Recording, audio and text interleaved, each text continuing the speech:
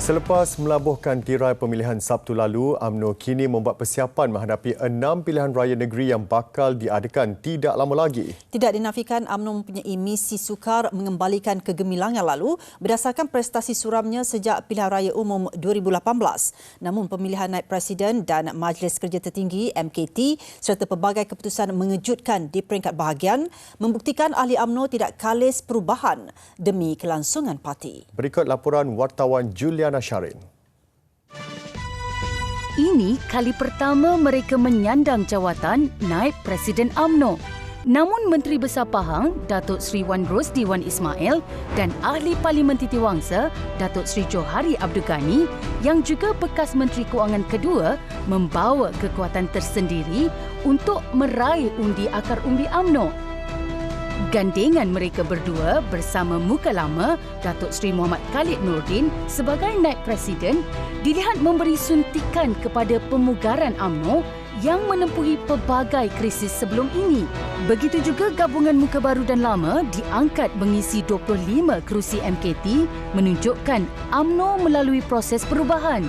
Hujah ini diperkuatkan dengan hakikat 54 daripada 187 ketua bahagian yang dipilih adalah muka baru.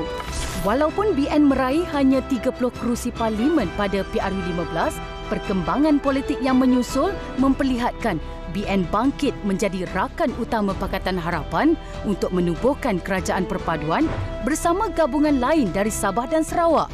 Keupayaan UMNO khususnya untuk terus berada di tampuk kuasa Putrajaya amat penting dalam usaha membina semula kekuatan parti itu.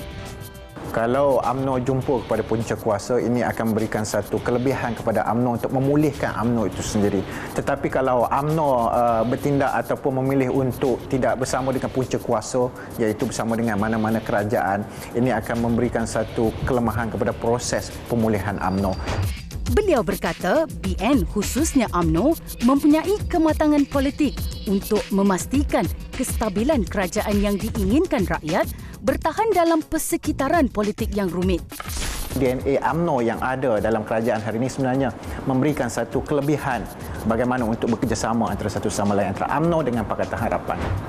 UMNO kini berpeluang mempamerkan kebolehan pemimpinnya yang diberikan peranan penting dalam kerajaan perpaduan untuk menentukan hala tuju negara khususnya dalam aspek pemulihan ekonomi.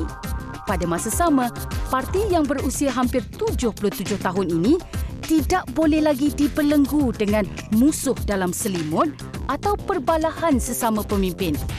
Buat buku baru, melihat kembali supaya jangan wujud terlalu banyak kata orang kem-kem itu, dan yang kedua yang saya nampak ialah perlu ada satu wawasan yang jelas.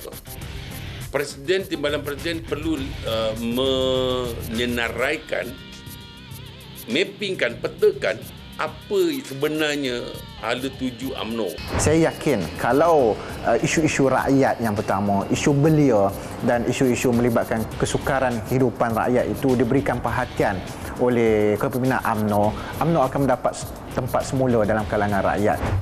Ujarnya lagi, UMNO tidak boleh terus dibuai mimpi kegemilangan lalu.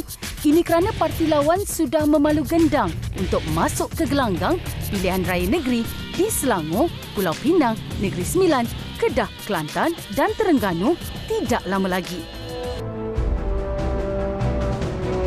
Ramai penganalisis berpandangan pemilihan UMNO sebagai perintis jalan untuk proses pemugaran juga bagi mengembalikan kegemilangan parti itu. Namun, pemilihan ini harus disusuli dengan tekad pemimpinnya untuk melakar dan melaksanakan pelan tindakan yang jelas bagi menampilkan diri sebagai jago rakyat. Juliana Sharin melaporkan.